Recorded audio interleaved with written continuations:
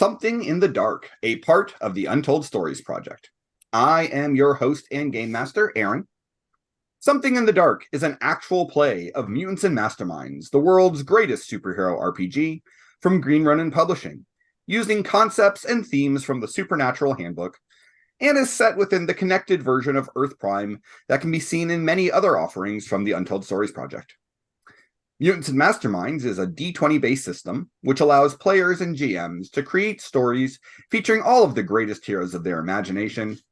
I love Mutants and Masterminds because it is flexible enough to handle most superheroic shenanigans, complex enough to handle most weird situations, and yet simple enough to be easy to play. One of the things that I really love is the inclusion of hero points. Now, hero points allow our heroes to re-roll a die, take an extra action, recover from a dangerous condition, or use their powers in new and creative ways. Our heroes each get to start with one of these hero points, and they can get additional points for good role-playing, funny jokes, clever decisions, for me using their complications against them, and by your generosity. If you subscribe, renew a subscription, or donate bits to our stream, you will generate a hero point that can be given to the player of your choice. We are a small but growing streaming network. All of those likes, follows, subscribes, either on Twitch or on YouTube, help keep us visible and growing and paying our bills. Now, a quick word of warning. Unlike some of our other shows and streams, this show is rated M for mature. While it does deal with superheroic type figures, and it is set on Earth Prime, this is intended as a horror stream. On this show, we will be dealing with issues of mental health, body horror, kidnapping, torture, murder, drug addiction, and similar adult topics. This show is not suitable for younger audiences, and it may trigger some adults. In addition, while the show will mostly take place in the city of New Orleans, and we have stolen liberally from the real-world version of that city, the Earth Prime version will be slightly different in terms of names and places and events. And one final note, we have a partnership with Norse Foundry Dice, and through that partnership, all of our viewers can get 10% off any purchase from Norse Foundry by using the code USPNorse on their website. We are coming up on the holidays, so now is the perfect time to buy awesome dice for those dice goblins in your life. Now, with all of that out of the way, let's go ahead and meet our players for tonight, shall we? Say, deal the cards, heroes. Deal the cards, Deal the heroes. cards. People. Heroes, let's go ahead and have you introduce yourselves. Tell us your name, who you are playing, where else our listeners can find you, and answer our question of the week, which is what tarot card best represents your character and why. And I have created a fun little visual, so if our streamer will bounce us over to Roll20, I will move all of you to a map. A map. The map. I was waiting for that. Let's start off with Brandon. Hi, everyone. My name is Brandon. You can see me around the network on mostly Tuesday nights with Gem Stars and City of Destiny. I'm also in a fair number of one-shots because I just love to game with these wonderful, wonderful people. Today, I am playing Orpheus and Eurydice. And because of that, I mean, the obvious choice for what tarot card they would be the Lovers, because they're, well, lovers. And I am going to pass it to Deuce. Hey, that's me. Howdy, everybody. I'm the Deuce. I'm the Diet Right to Kevin's Diet Coke of the Untold Stories Project. You find me here occasionally doing blog posts and wherever else a good time is had. I'm playing Larry and Babel. Delightful young man who happened to find the spirit of conflict and are now traveling along together. Looking through the tarot, he finds himself most drawn to the Two of Cups, a card that talks much about duality, the nature of relationship, beneficial partnerships, and working in harmony, but by the same token, partnerships that may be more one-sided or more self-interest between two. So depending on which way it looks at it, depending on which way the card plays. And with that, we will pass it to Wiki. Hi, I'm Wiki, and much like everyone else, you can find me all over the network, usually on Tuesday nights and also on Fridays over on our podcast. I will be playing Harper Graves, basically the demon hunting badass of the group. And her card would be Judgment, specifically Judgment Upright. So You want to explain that one, or? I mean, I think it's kind of self-explanatory. Fair enough. It has some judgment for you and also for herself. So I will pass it to Ann Puppy. Should people dread your judgment? People? No. So I'm Ann Puppy. I play Professor Daffodil Carrie Pembroke. Yeah, she's aware her name is ridiculous. She tends to go by Carrie, but really any of those names she will answer to. Where you can find me is pretty much here, always on Tuesdays. Sometimes I do one-shots, so I'm kind of all over in that realm, but mostly I'm here on Tuesday all the time. Sorry, Tuesday people. For my tarot card, I gave 2 possible answers, so I don't know which one Aaron picked. I went with the Magician. Oh, good, because that's the one I was going with. So the Magician, specifically the Upright Magician, which is, skill, concentration, willpower. Most of what she comes from, she's intelligent, and her powers essentially are willing things to do what she wants them to do. Not people, but things. So I felt like that was probably the closest to her. In just that it's a lot of desire to know more and to make things happen. So I felt like that was probably the closest to her. The other one I was going with was the Fool, but there was a lot more kind of wishy-washy sides to that. So the Magician seems to be the strongest set. So I would pass it to Jemmy, but she's not here. So I will pass it back to her father. Yep. So Jemmy is not here, but they did tell me which card they wanted to have represent Muse. And in their case, Muse is represented by the High Priestess. And they chose the High Priestess because upright it means intuition, sacred knowledge, the divine feminine, and the subconscious mind, which ties in because although this really hasn't come out to everyone yet, but Muse's powers aren't just rooted in music and magic, but also in mathematics and the use of true names. Their powers, they learned their magic through the Jewish Kabbalah. So the whole divine and sacred stuff kind of all plays in together for them.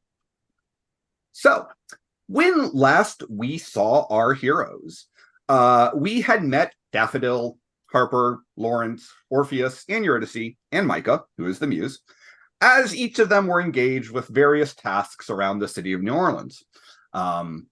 Those ranged from mundane work stuff to philanthropy to murdering a bunch of guests in an alleyway. As each of them was engaged in these tasks, they were approached by one of 2 arcade agents who requested their presence at a meeting the following evening at the Bottom of the Cup tea room. Now, while at that meeting, our heroes were all told that they were being asked to help Arcade with a rogue operative named Leroy Dutch, who had likely succumbed to the same supernatural corruption that gave him his longevity and powers. Dutch had been investigating a vampire cult when he went rogue, and there is some suspicion that Dutch may directly be involved with the cult. Since his defection and the defection of his strike team, other non-powered agents of Arcade have been attacked in their homes and en route between home and their HQ. However, before the heroes could get much more explanation out of Angelique Dufay and Miles Sanchez, they were attacked by a group of vampire cultists inside the tea room. The vampires killed some of the agents who were guarding the meeting, as well as the woman who was working there from the bottom of the cup tea room, before the heroes dispatched them. And we left off with the heroes in the tea room surrounded by a pile of corpses. So we'll pick up right there. And what do you guys want to do? Well, I want to verify that these corpses are going to stay corpses. Okay. Well, I can look at that. Yeah, Carrie will probably is probably slowly losing some of the adrenaline, but she is probably going to be using her equipment to try and make sure that they are all alive. Even though she's pretty sure she's wrong, but she's going to kind of be checking and just kind of getting in the general way of the more knowing of the real world version of these scary things. You're doing the exact opposite. Correctamundo. And she is definitely getting in your way because she is like, oh no, not my way. Because I'm not doing used to different. people being with her when she's working. So yeah, when every time our legally distinct Slayer finishes off one, I just kind of wave my hand over it and it turns into compost. Decompose. I don't know if they want that. They make food in here. I don't think they want this in here. They're already going to have to do a lot of cleanup. So, as you are going through the corpses or almost corpses, some of them are not quite dead yet. The first thing that you'll now notice. They're dead. What? Oh, now they're dead. Well, the first thing you would notice, Harper, is the fact that some of them were not dead yet. As in, they were breathing and bleeding, and these may not have been undead. Okay. Play stupid games, win stupid prizes. oh my god. I just didn't know if anyone wanted to like talk to them or question them or anything, but I should have played Fiona this one. Harper will say this one's still alive and move on to the next. so I'm pretty sure that the one that Muse Zarked, they were going for non-lethal on. So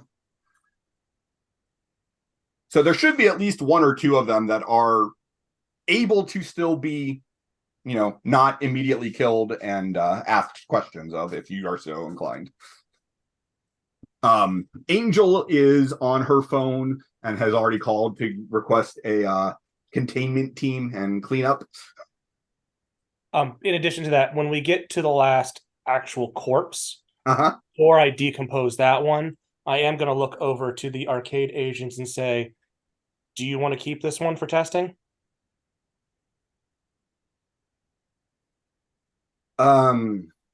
We have one who seems to still be alive. I think that will probably be enough. Okay. Miles looks decidedly green from all of this. Yeah, ditto. Well, that's one of the things. Like, they no longer look like horses; they look like piles of dirt. Well, yeah, but he still looks decidedly uncomfortable with the violence. Like he's got that adrenaline leaving the body, and now he feels sick thing going. Gotcha. Go over to Miles, just kind of put a hand on his shoulder and his back and just lead him outside. Just get some air, and if someone comes by, just tell them we're having a party, right? Right. There you go. Breathe deep. I'm fine. I just don't see a lot of field action. Which is fine, but someone has to direct traffic until we leave. Take a moment, get some air. That, and I was friends with some of them. I'm sorry, but take heart in the fact they were doing everything they could to help. I want to clarify. I am not decomposing any of the agents. This is just the vampires. Okay. Because I am assuming I will wait. Like, if the agents want me to, I will. But I'm assuming they're going to want them to return, to be able to return them to loved ones or the like. Yeah, that's fair. Before the vampire wannabes turn into compost, do any of them seem to have anything shiny? Not really. If they do, it wouldn't decompose. My power only affects dead organic material. I'm just hastening along the process. Just in general, Harper does in fact loot the bodies that she kills. That's how she survives. So Now I can't unhear that song. Unfortunately, I guess paper money would probably still get dissolved by Brandon. You will find, amongst the corpses, there will be a couple of like Visa check cards, and some handfuls of change. That's what all these pockets are for. Yeah, I'm going to go ahead and say, being 2,000 years old, she's still trying to get the hang of paper money. And so if you make that known to her, she's like, oh, I'm sorry. Next time I'll wait. You're pretty sure none of them had a lot of money on them, but they all had wallets, and which does mean they also have IDs, and those would be left behind. Yep. Those I don't care about. I'll take what I need from the wallets and throw them on the table. Angelique will go around and collect IDs from the dead, or from the piles of dirt.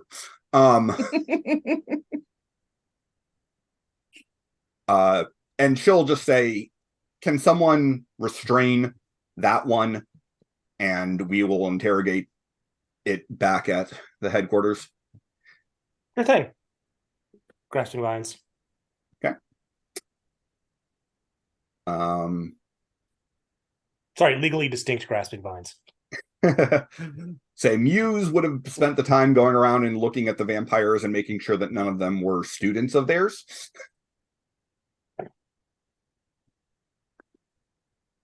Were they? Don't think so. Okay, good. Although did I happen to recognize any of them from maybe anyone who's living a hard life, maybe been in the soup kitchen, or Orpheus for that matter? He may not be able to talk, but he can see through her.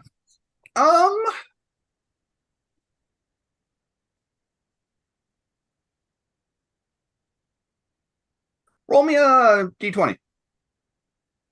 Yeah, I was gonna say, I'm assuming if none of them are Muse's students, and they're probably not my students either. Well, your students would be older than Muse's students. Muse's students are still in high school. 16.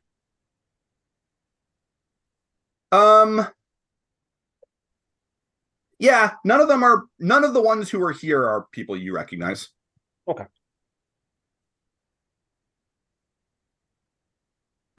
Oh, StreamCam is very, very limited. I did not realize. He fixed that.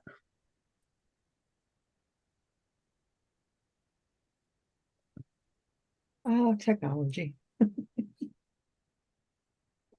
Yeah, I didn't realize that's what we meant when we said StreamCam is limited. Actually, you know what? I'm just going to turn dynamic lighting off on this page. And then everyone promptly leave the page. Well, yeah. But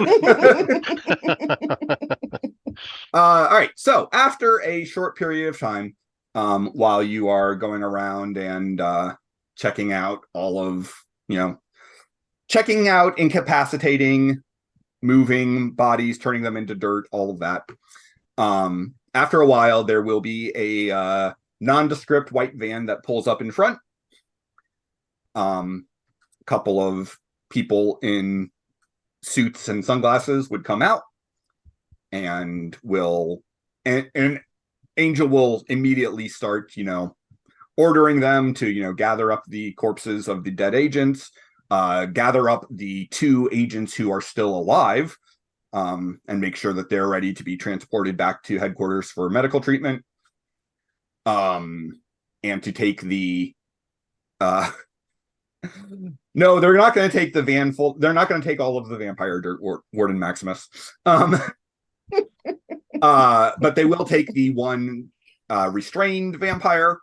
And then a couple of other people will stay behind to start cleaning up and whatnot. At that point, Angel will, having at the end of last episode secured a commitment from all of you that you're in, said, right, so we should go back to headquarters. Honestly, the quickest way is going to be on foot. So follow me. Strange, but okay. Carrie's gonna kind of giggle to herself when you said on foot and follow along. So they're going to lead, Angelique and Miles will lead you off a few blocks away from the bottom of the cup to one of many tourist trap stores that are in the French Quarter. It says, it has a sign that says something along the lines of New Orleans gifts. And the store is filled with all sorts of cheap tchotchkes, Mardi Gras masks, voodoo dolls, postcards, sweatshirts, all of that sort of stuff. Always gotta exit the battle through the gift shop. Essentially, yeah. There is a old Korean woman who is behind the counter who Angelique just kind of waves to, and the woman nods. And Angelique leads all of you through an inobtrusive door. It's like, it's not hidden, but it's just kind of one of those you'd walk right past and go, yeah, it's a door, whatever. And down a staircase, at which point they will start looking, they will look back over to Carrie and say, we're going to have to figure something out about this, aren't we? Yeah, I guess she's wheeling. She's pushing. So she kind of pushes a button on her wheelchair and kind of the wheels pull up and she's just kind of hovering above. Convenient. I don't like to show off, so I tend to just try and blend in. It occurs to me, Aunt Puppy, that even without the wheels, you have more than enough telekinetic power that you could also just lift your wheelchair and move That's it true. around. I can just move myself around. Yeah. So the stairway starts going down, which will strike some of you as odd, because generally speaking, due to the high water table, there isn't a lot of underground building in New Orleans. But as you start going down, it starts to stop resembling a constructed stairway and more resemble a natural cave tunnel. And it goes, you can tell that you're going down. I don't know that any of you have like a automagic sense of direction or anything, but you can definitely tell that you're going down. You can feel, some cool and dampness as you're going down, and eventually you go down far enough that it stops feeling damp, and it's very dry again. But if no one asks any questions, they're not gonna offer any explanations. They'll just continue to lead you down. So, because she's got all of her gadgetry, she's kind of taking Carrie's kind of using her equipment to kind of scan the area as she's going in to kind of make like a digital map of where they are. Okay. Hoping that she can figure out where they actually are with the help of her friend. Yeah.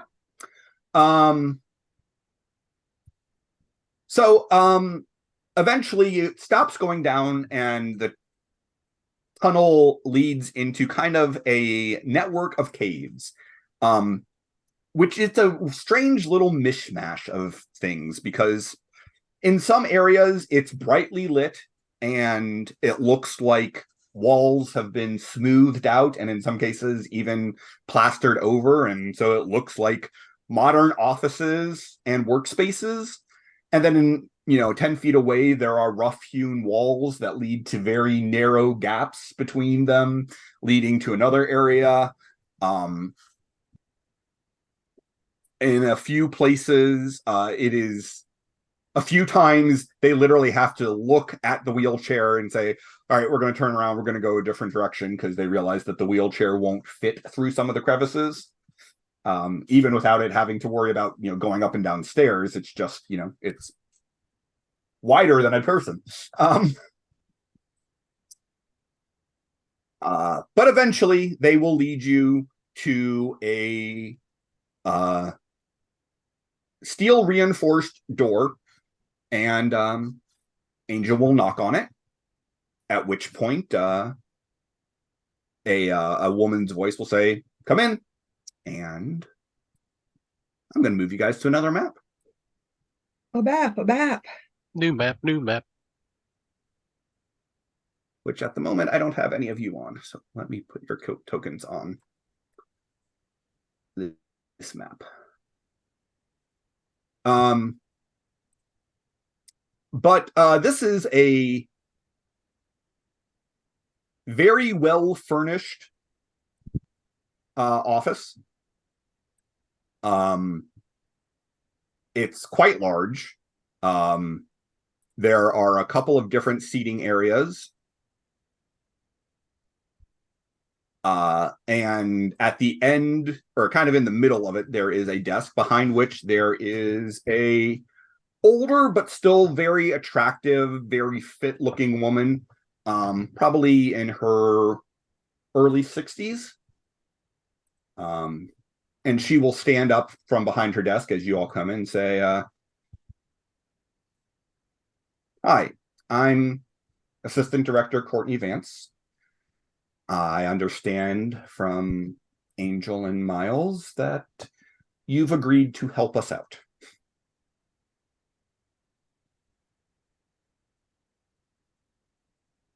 Pleasure, Miss Vance. Yeah, we're trying to help.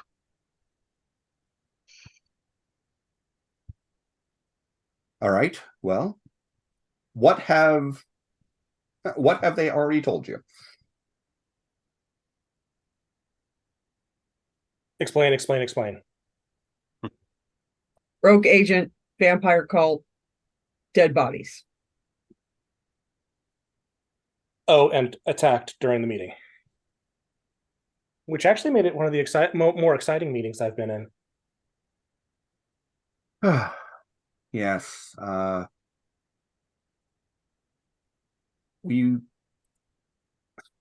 didn't think that there was any chance that Dutch would even know about that location. I thought it was a safe and neutral place for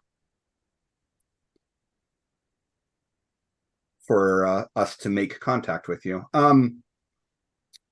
So she'll walk away from her desk and gesture over to one of the sets of couches and end table and say, we don't need to be formal about this. Let's sit down and and let me answer any other questions you might have. Carrie will again giggle as she walks, or she kind of hovers with them.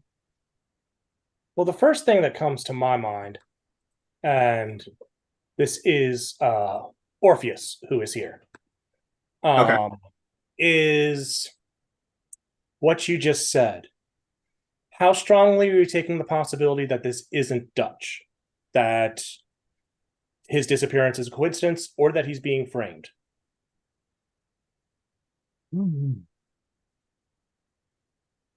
She'll look over her shoulder over to Miles and say, do you want to handle this one? And I'll say, I like Dutch. He's a good guy. Or I always thought he was a good guy.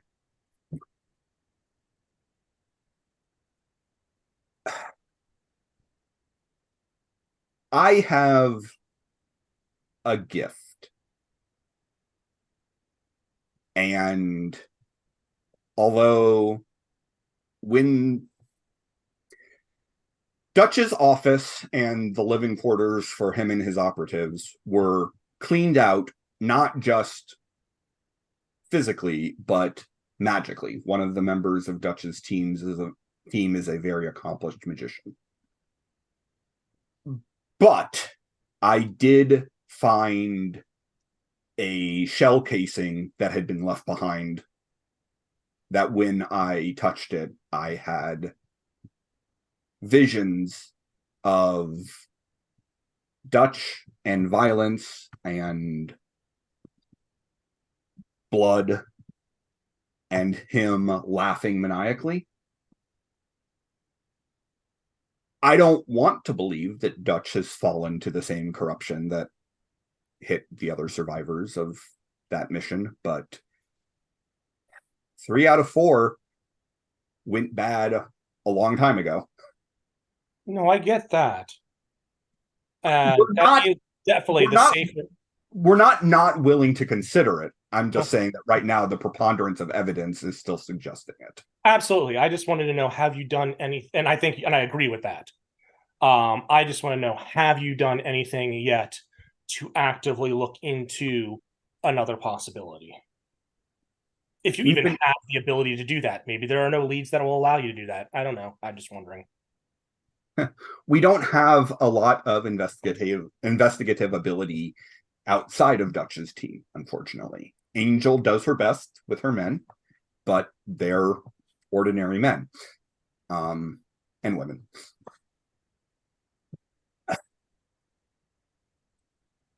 Okay. Also, frankly, we've been hunted since he went missing. And I'm hard pressed to think who would know enough to be able to target our people other than him.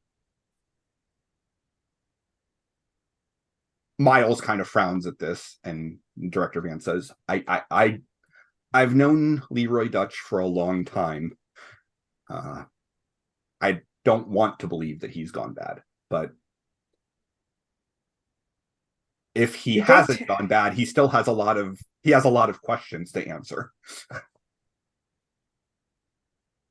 Did they tell us what exactly the corruption was in these people?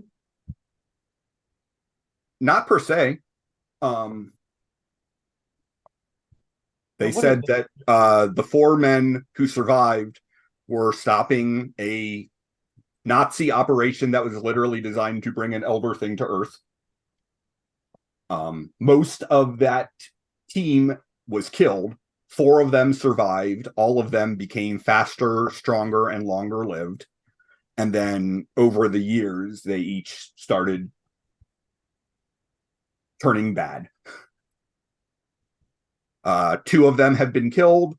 The third, who went bad around the year 2000, is still active.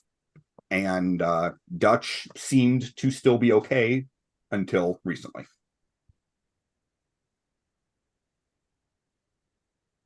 Now, do you have any more details on Dutch's powers or the corruption or anything like that that might help us Absolutely. And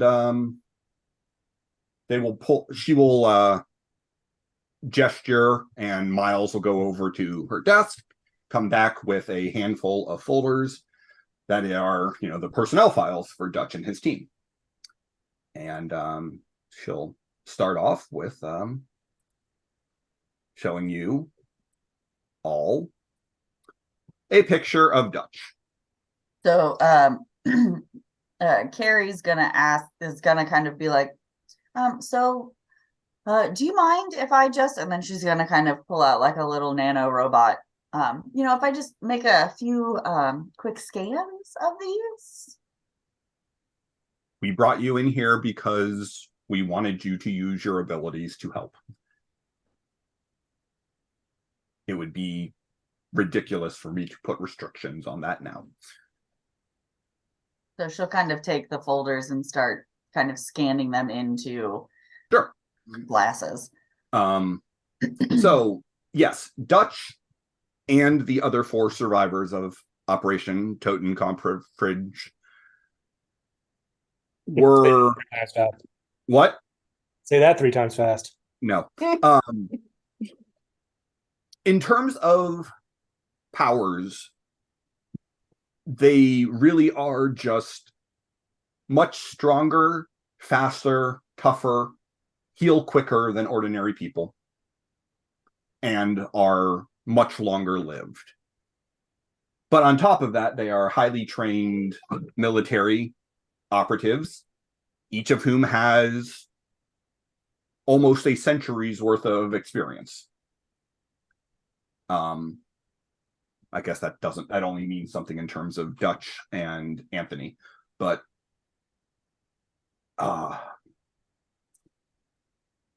Dutch himself is a little bit of an anomaly. The other men were uninvolved with the supernatural before becoming a part of that strike team. Dutch apparently comes from a family of demon hunters, and has a connection to the Colt revolver you see in that picture.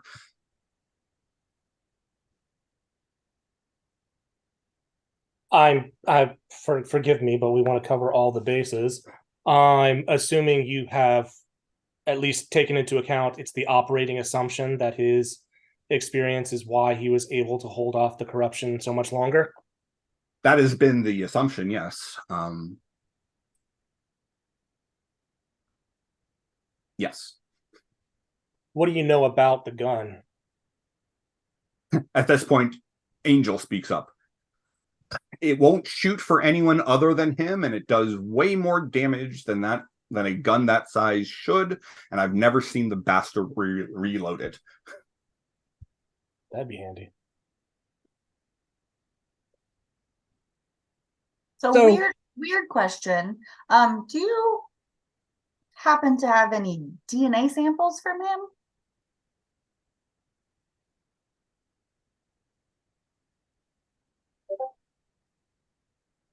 Courtney and Miles kind of exchange glances. We will My mind went to a naughty place. we'll have to check with Dr. Rajawat. I don't know for certain whether or not he kept any of that. Dutch has certainly left a lot of blood behind.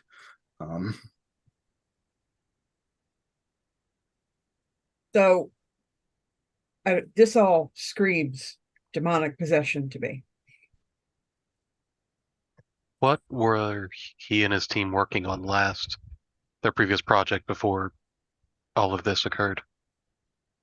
They were investigating the vampire cult. And then, as I said, or as Miles said, they just up and vanished in the middle of the night, taking all of their records, all of their research, and scrubbing their surroundings. And you said, or I imagine you're assuming he's working off of his previous knowledge, but could he possibly still have a connection or be able to access information from here somehow? Miles. And Carrie will kind of look and be like, I've kind of already hacked in and kind of started looking at your security.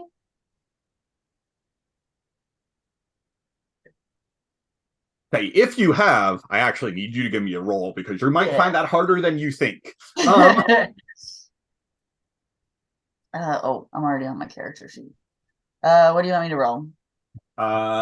Technology or expertise computers. Okay. How do I not have expertise technology?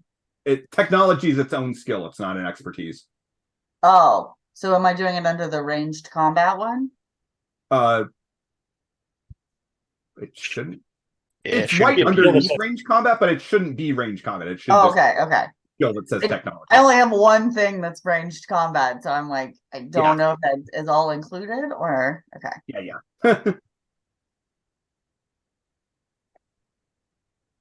There'll be a 26. Okay, never mind. You are able to My hack it. technology is 14, so Yeah.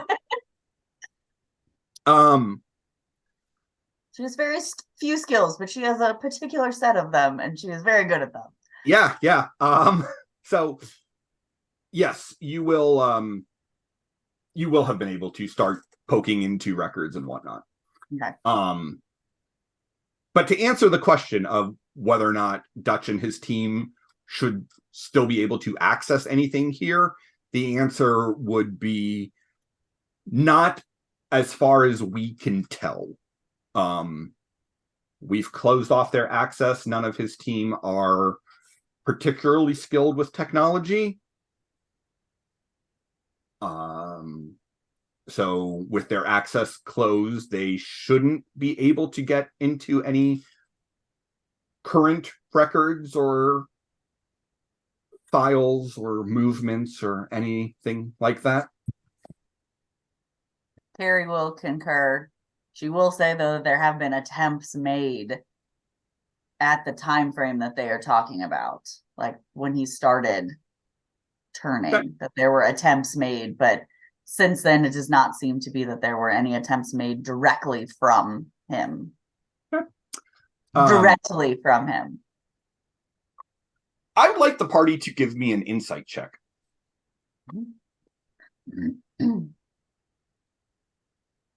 Surely some of you are good at that. Ugh. Not I. I appreciate your confidence. I am.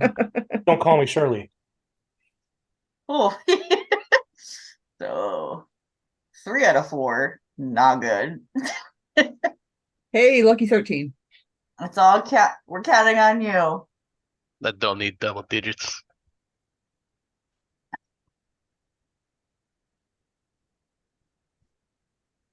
Yeah, I'm on computer.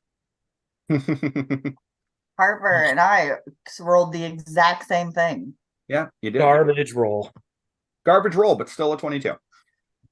The director seems to be a little distracted. I mean, she's definitely giving you guys her attention, but there seems to be something on her mind above and beyond this. Oh yeah, that feels appropriate that Carrie would notice that. Harper doesn't care. Sure, What's that that? makes sense. What else is there? I mean, we were prepared to give you the No, information I about the mean, rest what of else his. is? I mean, what else is bothering you? Oh, my granddaughter. She's 17. She's a 17-year-old and being difficult. And it has nothing to do with anything happening here in the agency. But Okay. she's my only grandchild, and my son is not with us any longer. So, I'm just concerned because she's 17 and it's a challenging time in a young woman's life. Do I believe her? Do you? Can I roll insight on the explanation? You sure can.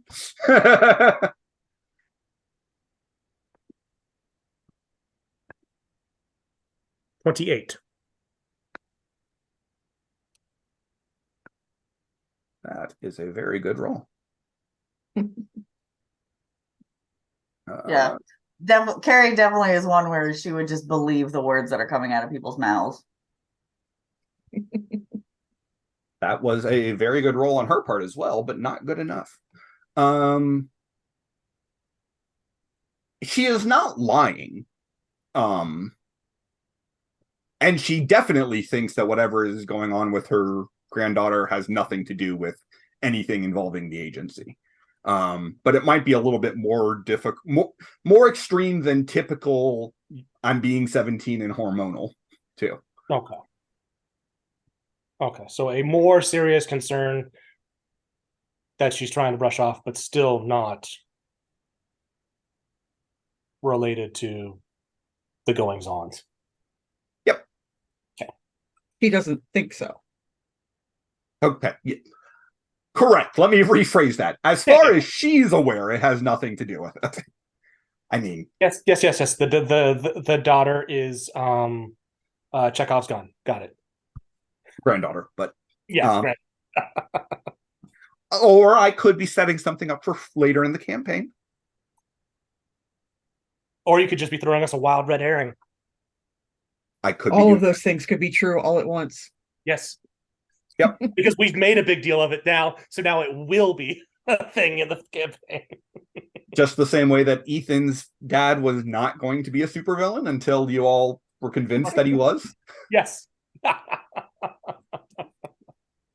I still say it's actually his mother. His mother or his stepmother? Yes. Yeah. So she will also, like I said, she'll give you the dossier on the entirety of Dutch's team. So there is Alyssa Brown. Alyssa was an archaeologist and explorer until she discovered the Ankh of the Black Anubis, which gives her a variety of abilities, including the power to take a gaseous form and drain the life force from others. It's also worth pointing out that Alyssa found the Ankh of the Black Anubis in 1976 and looks like she's about 28. How unusual. Good genes. Good genes. There is. I'm pretty sure she's bought new jeans since then. Yes. There is Sergeant Andrew Baker, who was Special Forces until his unit was attacked by Count Dracula, or that's what they claim. Sergeant Baker is a vampire, but is extremely strong-willed and has never fed off of a living human being. He has killed people, rarely people. He has killed in service to Arcade and has occasionally fed in the field, but only after they were already long dead. No pet is safe with him. Yeah. There is Dr. Henry Eastman, who is an arcanist. He is not a sorcerer. He is not able to quickly cast spells the way that Muse does, but he is a ritual magician and artificer who is nearly unmatched in his abilities. He normally has somewhere between 1 and a dozen rituals pre-prepared and nearly as many single-use magic objects on him.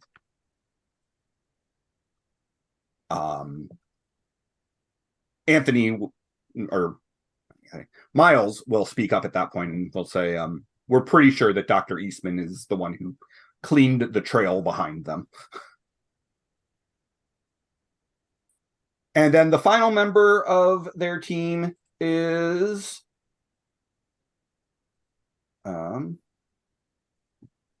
Rachel Davis, who at 17 was camping in the bayou with her friends when they were attacked by Junior, a undead masked maniac. Rachel was the sole survivor of the massacre, impaling Junior on a tree branch and then flaying him to the bone with a broken rotor blade from a motorboat. Good for her. When Arcade came to rescue her, she in turn asked for a job. Now you would look, this is a picture from the day that she was rescued. But to see her today, she looks like a typical 19-year-old co-ed, but underestimating her is something you do at your own peril. She is utterly deadly in the fight, is a master of using found objects as weapons. Angel then says, I once saw her kill a werewolf with an antique cake server. I mean, they are silver, so I was gonna say, hopefully it's at least silver. Because if it's not, that's even scarier. Oh, and I never showed you guys a picture of Assistant Director Vance. Yeah, never mess with the final girl. Yep. Oh, of course.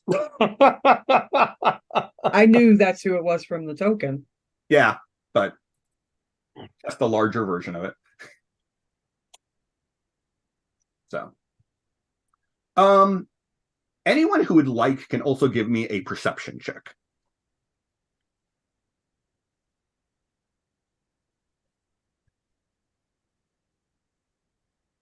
I got a 21. Good 21. I got a 31.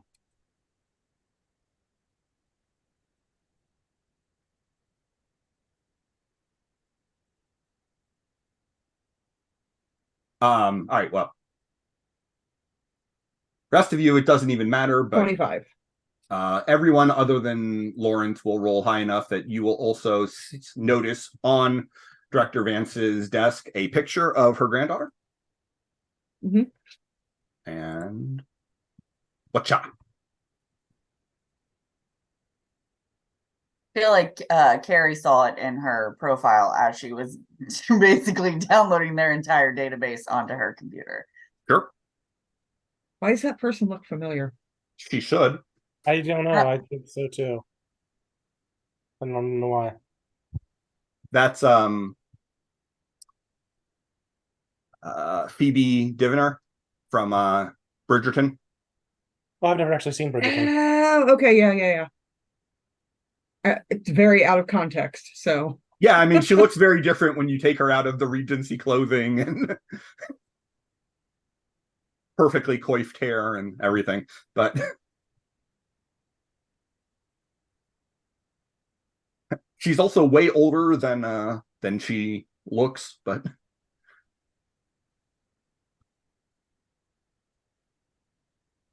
old enough that I'm comfortable with casting her as a 17-year-old.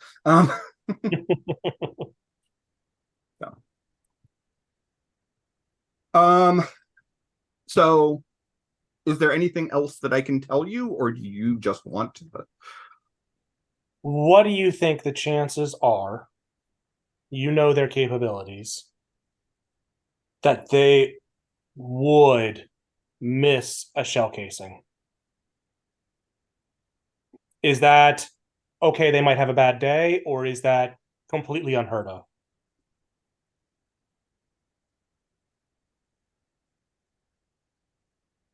Angel will just go, yeah. Dutch is many things. He's one of the most competent field agents I've ever seen. He's also undisciplined and sloppy.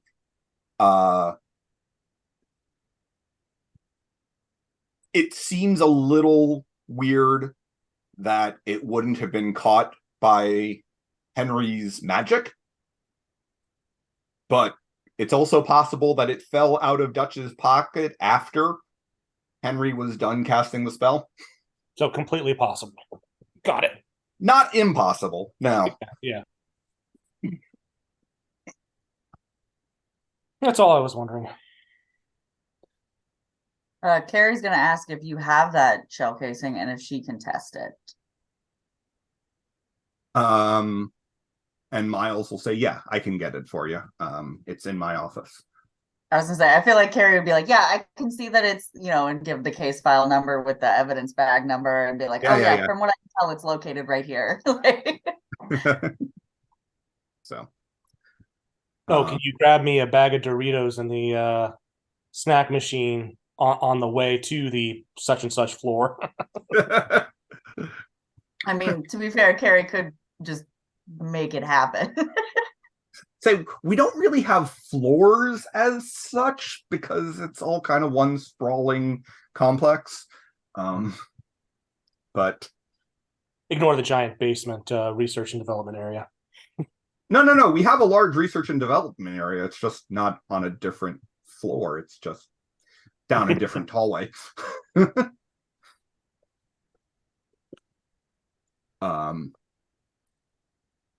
But you're certainly welcome to investigate Dutch's office or their living quarters to see if there's something else that we missed.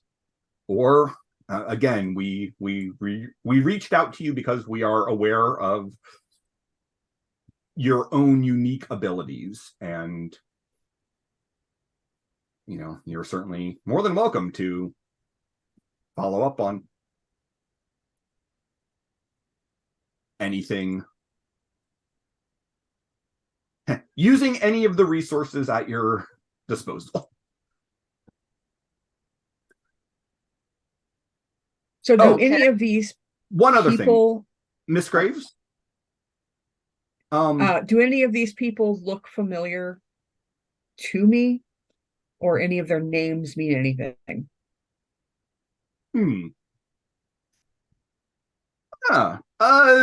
Give me an expertise occult.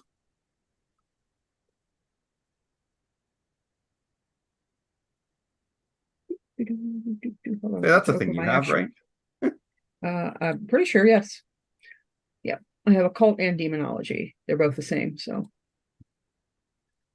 Let's see, how does Roll20 like me today? It's a 24.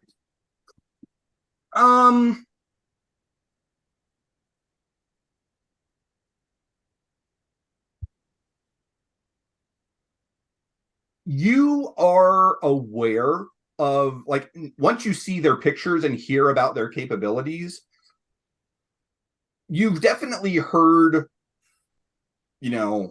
reports, word through the grapevine, other people at Dusk House who might have at one point or another worked with them.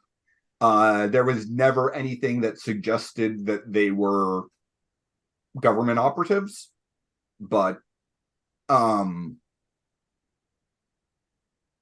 there is a reputation in monster hunting circles of these 5. Anything specifically on Dutch's demon hunting family or that gun? Well, that is a horse of a different color.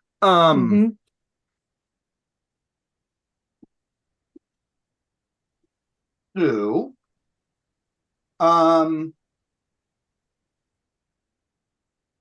Dutch's family have been hunters of the supernatural going back at least to the revolutionary days. You're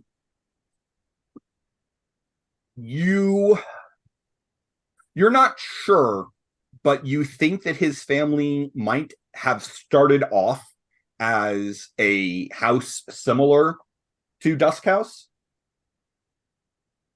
who then eventually just broke off from the other houses and became family in not just name, but in actuality. The gun is a family heirloom. It is a Colt revolver that is can only be used by members of the family, and never runs out of bullets, and also does a lot more damage than a regular Colt revolver should. We're not talking bazooka in the hand, but Yeah.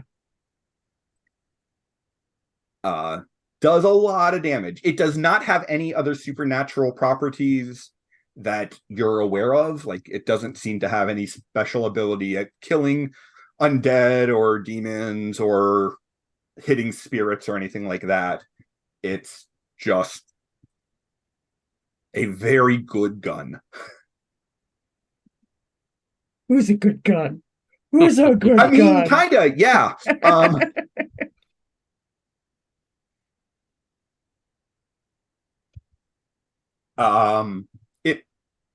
There are rumors that have never been confirmed that it might have at one point belonged to Billy the Kid.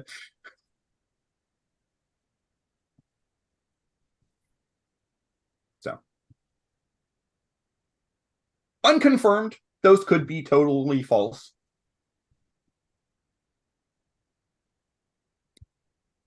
But in some ways, with certain magic artifacts, it doesn't matter if they're true, if people believe it was true. Yeah. It still adds to the myth and the legend, which makes the power of the object grow.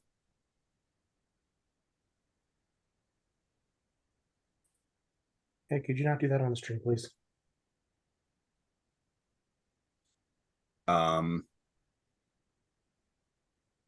of one of those things, like if you ever were to gather up all of the slivers of the true cross that are in reliquaries around the world, you could build an entire house. Yeah. But it doesn't matter whether or not they actually are slivers from the wood that was used to make the cross. People think they are, and they therefore have the abilities that they're supposed to. So, find that.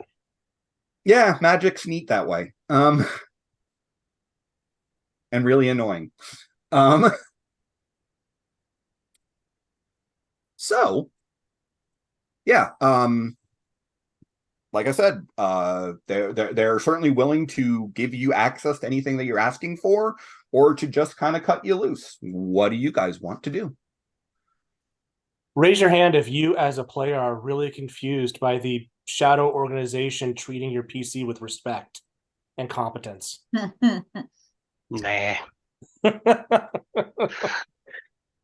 I wholeheartedly believe that nobody would ever tell us lies.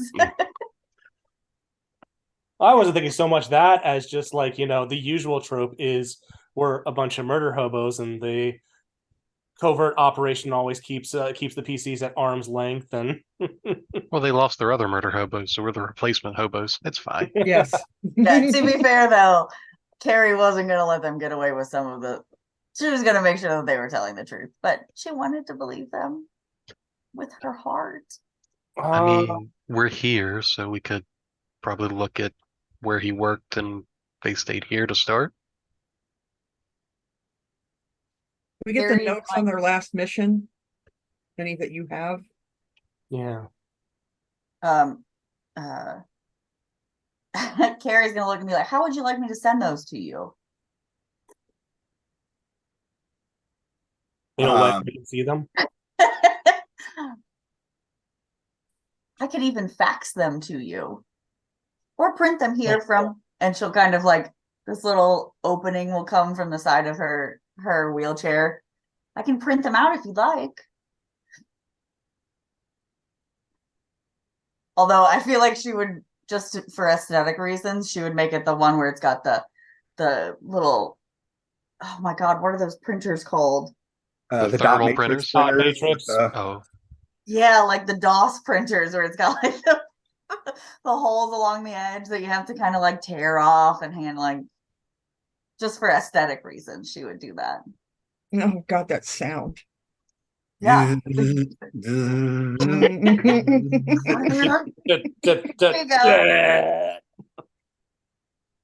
All right, so you want the records for their previous mission before they started investigating the vampire cult?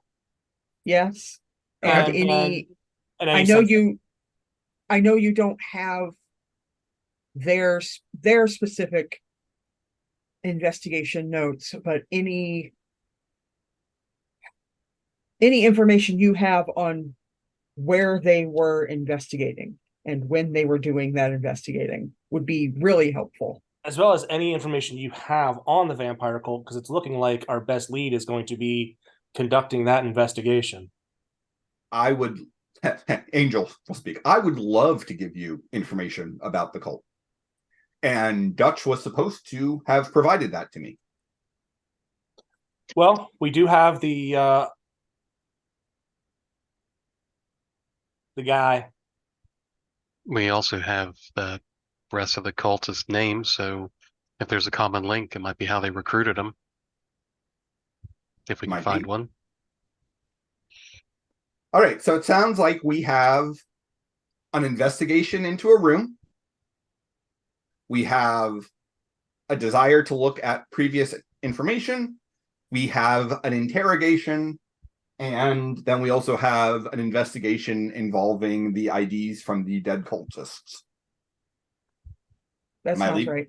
Forgetting anything? I don't think Nope. so. Here, hold on. Let me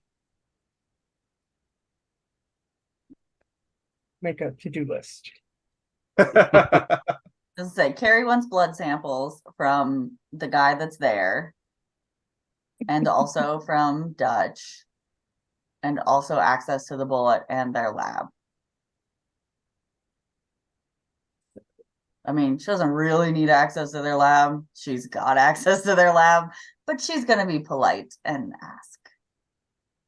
So when we're talking about Dutch's room, does that mean his specific, like his bunk or his like Office? debriefing room kind of thing?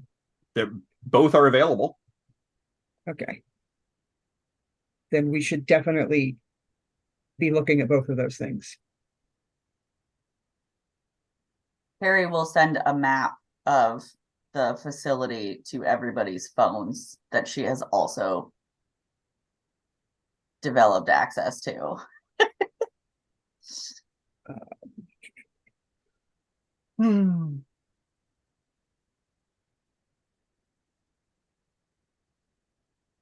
All right.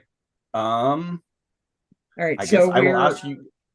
investigating Dutch's office and his room, past files. We're interrogating the vampire cultist, and there was something else that I've already. The IDs. Yep. And Carrie also wanted a blood sample of both Dutch and the Hostages. the one vampire cultist that you have. All right. I guess I will ask you guys, what order would you like to tackle these things in? And are you doing them all together, or are you going to divide and conquer? Well, Carrie prefers to work alone, and she doesn't have her assistant with her here. So she's going to need assistance by a willing participant because she's going to be slightly demanding. She's used to a robot that will just do whatever she tells it to do. Sure, Professor.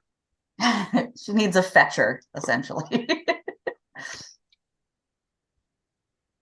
She will lay her hand on your hand and be like, "Thank you very much for your help." All right. Well, who are our magicies? I have some expertise magic, but I don't know how extra helpful I'll be. Muse is also. Yeah. I feel like our more in tune with magic people would probably be the most helpful investigating those rooms would be my Okay. whatever, and then past files and IDs and blood samples sound like smart people work. I never get called that. Yay. I right. am, I will say I am leaning towards helping in the interrogation.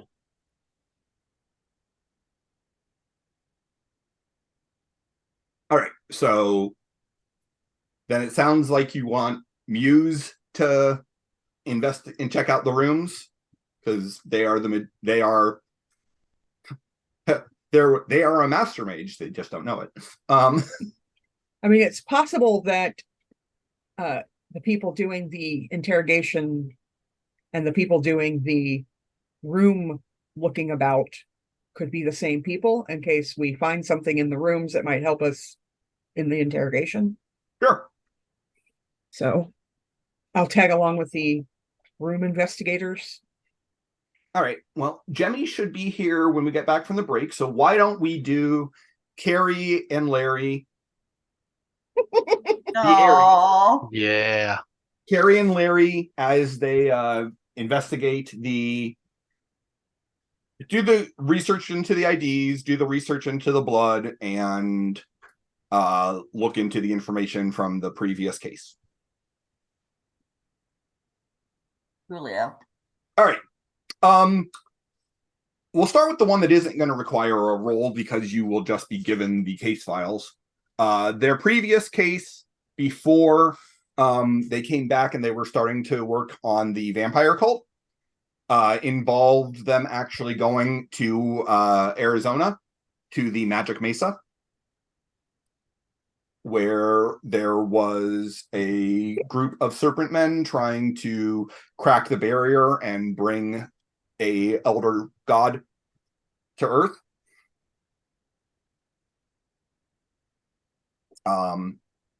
That was a pretty simple, straightforward combat mission once they found the proof that the serpent people were doing that. Does it state that the serpent people met with any particular success, even partially? No, it will say that, they were only at the very beginnings of the ritual when Dutch put a bullet into the high priest's head, and the rest of the team quickly made short work of the other serpent people.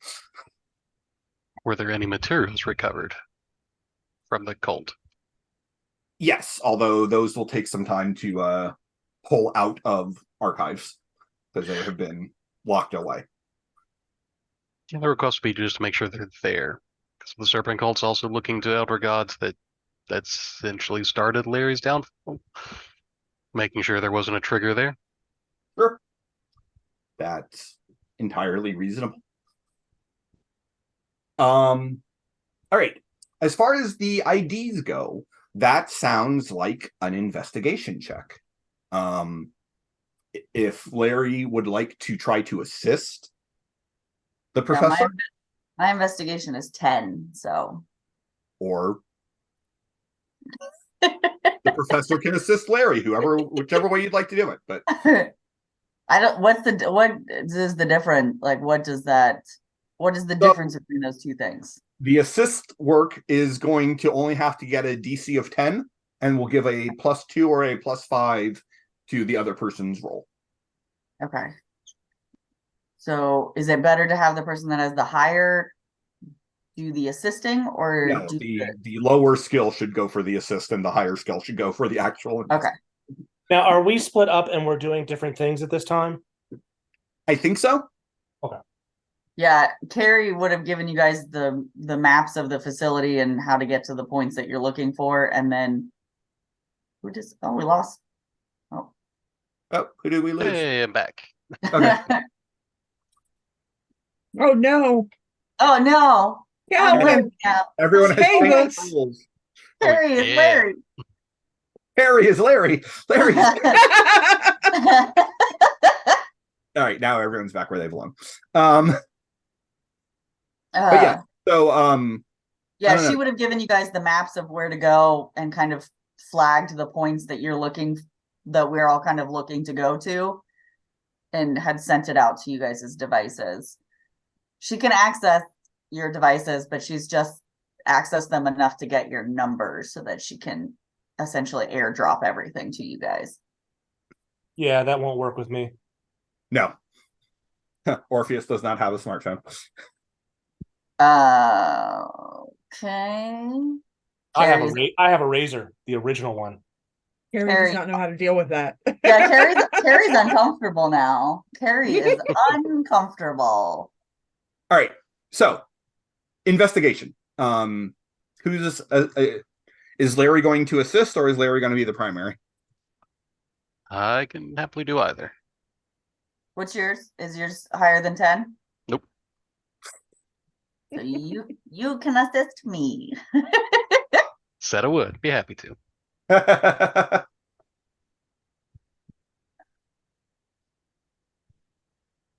All right, so Do I roll Larry, first? an assistance check for investigation, DC 10. 16. Okay, and do you have teamwork? I do not. Okay. Do not believe. I mean, I guess I don't have my assistant, so I don't have teamwork. Well, you don't have teamwork regardless. Your assistant does. I know, so I was like, But that's fine. It just means the teamwork feat for your assistant is why it's always able to help you.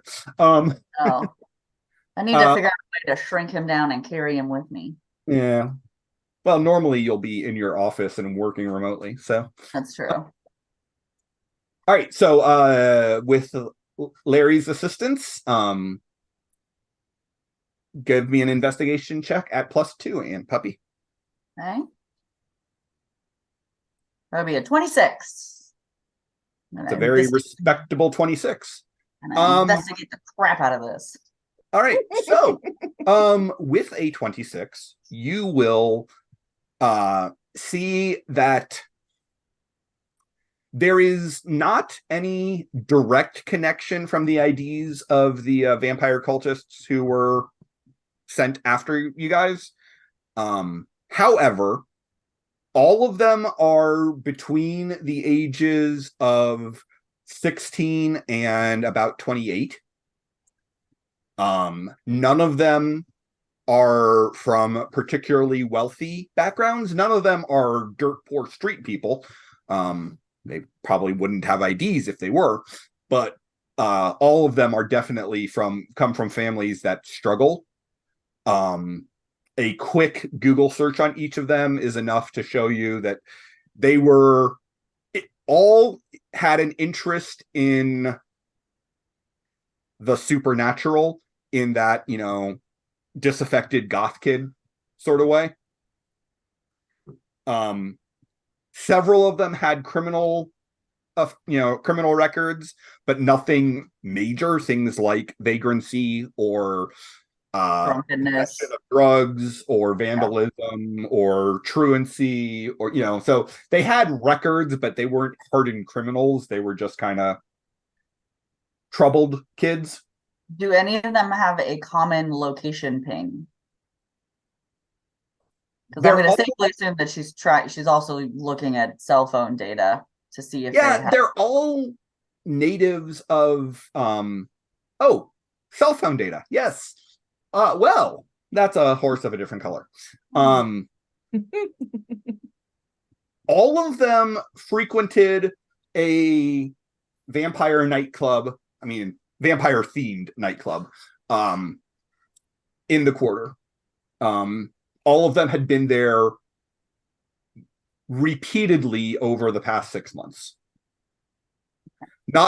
You can't find records that all of them were there on the same night, but they all definitely frequented that club. Enough to where they'd have some sort of connection to somebody there. Or maybe the cult recruits out of that club, or And then the last thing that you were investigating, and then we'll go to break and pick up with the investigation into the rooms and the interrogation, is the blood samples. Correct. And I'm going to need a treatment check. Okay, so my treatment's only 8. You beat my 7, but I can still try and help you. Okay.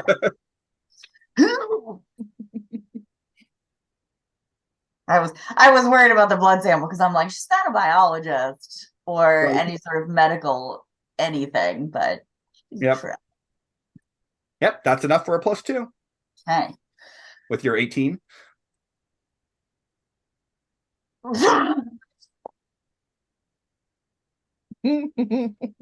How do you feel about that 11? No, I'm gonna use my hero point. I'm gonna do that again. That is I didn't it doesn't even that's a 13, but that's still awful. Not Awful. great. Not great. Okay. Go away, hero point. Think I got You rid of rolled a it. 3, so Where'd you put the hero point? I don't see Oh, it. nat 20. So that's a 31. Okay. So I'm gonna know the shit out of this blood. let's start with what you're able to tell from looking at Larry's blood sample. Larry's blood sample, or not Larry, Dutch's blood. I mean, I was like, to be fair, she probably would want a blood sample, but she was not going to be that personal. How forward? Yeah. Buy me a drink first, at least. Yeah. No, Dutch's blood. There is definitely, a element above and beyond, human DNA in there. That you're quickly able to see that its properties would involve, retarding aging and, increasing oxygen flow efficiency for, faster healing and for increased strength and reaction time, all sorts of antioxidants that would basically keep him from aging or make him age very slowly in any case. Nothing really beyond that. Do I have a date? Do they have a date or a roundabout date time for when this blood sample I'm testing? It's from about 2 months ago. So he So would have already turned. I don't know. I mean, it would have been before the Arizona mission. Okay, that's what I wanted to know. I figured that's what you were trying to get to. Yeah. The blood from the vampire cultist is interesting because there is distinctly a demonic, you don't want to say demonic DNA, but that idea that there is blood within, there are elements of this blood that are not purely human. Okay. But every marker that was present in Dutch's blood is also present in the blood of the vampire cultists. Attached to its human version of the DNA or attached to the other DNA? Are they two basically, so are they two separate genomes coexisting in the blood, or are they attached to each other? Kind of hard to tell. Okay. I watch a lot of CSI, guys. Yeah. I don't even know if I'm using the right words.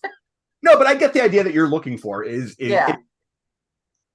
And like, I know that they may not be distinctly separate, like in the terms of, like we share similar DNA to a banana, but like, right. Is it like I can distinctly tell like this portion is human, this portion is not human? You can definitely pick up on non-human elements that were not present in Dutch's blood. Okay. But the elements in Dutch's blood that are also there. That seemed to indicate something supernatural those exact same elements are present in the vampire's blood. Okay. So The vampire is Dutch plus. essentially, yes. Okay. Whatever makes Dutch, I mean, not everything, obviously, but whatever gives Dutch his supernatural abilities, the vampires have it and something else. Okay. So now that we've CSI'd the hell out of this, let's go ahead and take a quick break, and then we will be back shortly with Jemmy, and we will investigate a room and interrogate a vampire cultist in ways that